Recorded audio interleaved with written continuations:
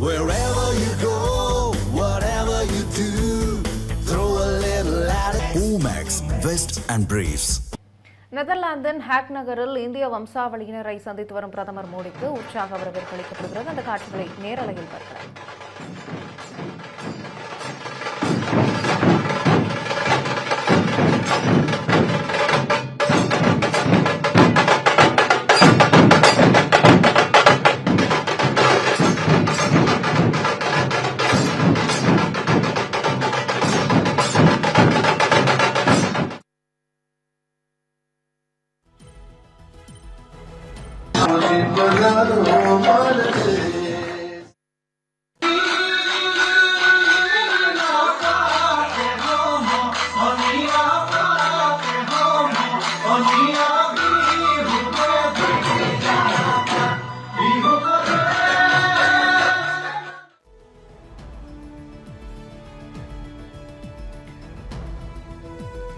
நெதர்லாந்தின் Hague நகரில் இந்திய வம்சாவளியினரை சந்தித்து வரும் பிரதமர் மோடிக்கு உற்சாக வரவேற்பு அளிக்கப்படுகிறது. இது தொடர்பான கூடுதல் விவரங்களை செய்தியாளர் கவியரசன் வழங்க கேட்கலாம். கவியரசன், வணக்கம்.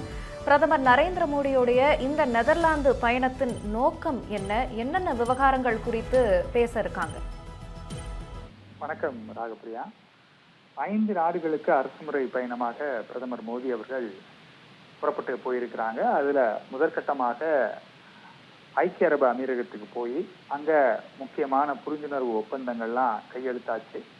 குறிப்பாக எரிபொருள் சம்பந்தமாக, அந்த விநியோகம் சம்பந்தமாக முக்கியமான ஒப்பந்தங்கள்லாம் கையெழுத்தாச்சு. அதனைத் தொடர்ந்து 2வது நாடாக நெதர்லாந்துக்கு பிரதமர் மோடி அவர்கள் சென்றிருக்கிறார். அங்க அவருக்கு ஆம்ஸ்டர்டாம் விமான நிலையத்துல உற்சாக வரவேற்பு கொடுக்கப்பட்டது. அதன் தொடர்ச்சியாக இந்திய வம்சாவளியினரை சந்திக்கக்கூடிய நிகழ்ச்சியில பிரதமர் அவர்கள் கலந்து கொண்டிருக்கிறார்.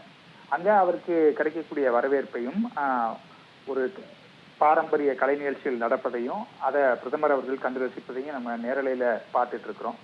இது ஒரு முக்கியமான பயணமாக பார்க்கப்படுகிறது இந்த 5 நாடுகளை பொறுத்த வரைக்கும். ஏற்கனவே சொன்ன மாதிரி UAE கிட்ட இருந்து நமக்கு அதிகமான எரிபொருள் கிடைப்பதற்கான ஒரு வாய்ப்புகள் இருக்கு. அது தொடர்பான ஒப்பந்தமும் கையெழுத்தாகி இருக்கிறது. அதே போல $5 பில்லியன் அளவுக்கு இந்தியாவில் இன்வெஸ்ட்மெண்ட் கிடைக்கிறதுக்கும் அது தொடர்பான ஒப்பந்தமும் கையெழுத்தாகி இருந்தது. இப்ப அடுத்த கட்டமாக நெதர்லாந்துக்கு வரும்போது அந்த நாட்டினுடைய முக்கிய தலைவர்களை, முக்கிய பொறுப்புல இருக்கக்கூடியவங்களை பிரதமர் அவர்கள் சந்தித்து பேச இருக்கிறாரு. அதே போல தொழிலதிபர்களையும் சந்திக்க இருப்பதாக சொல்லியிருக்கிறாங்க. நமக்கு ஐரோப்பிய யூனியனோட பொருளாதார ஒப்பந்தம் கையெழுத்தான பிறகு பிரதமர் அவர்கள் நெதர்லாந்து போயிருக்கிறாரு. எனவே இது கூடுதலாக ஒரு பிசினஸ் வாய்ப்புகளை உருவாக்குறதுக்கு சான்ஸ் இருக்கு அப்படின்னு சொல்றாங்க. ஏற்கனவே 2 நாடுகளுமே பல்வேறு விஷயங்கள்ல இணைந்து செயல்பட்டு வர்றாங்க. அதுல இன்னும் கொஞ்சம் கூடுதலாக நமக்கு ஒரு நல்ல வாய்ப்பு இருக்கிறது அப்படின்னு சொல்லியிருக்கிறாங்க. முக்கியமாக இதுல நம்மளுடைய போக்கஸ் என்ன,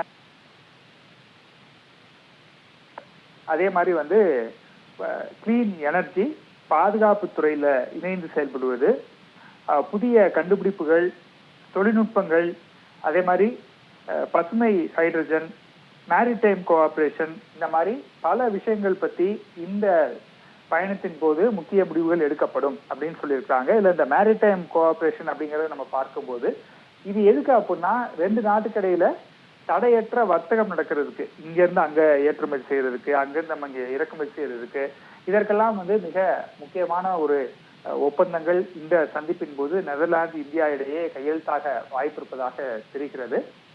அல்ல இதை தாண்டி அடுத்து இன்னும் 3 நாடுகளுக்கும் பிரதமர் போக போறாங்க. அதன் மூலமாகவும் இந்தியாவுக்கு பல்வேறு நன்மைகள் கிடைப்பதற்கான வாய்ப்புகள் இருக்கின்றன. அது அடுத்தடுத்த நாட்கள்ல நமக்கு தெரிய வரும். ராகப்பிரியா,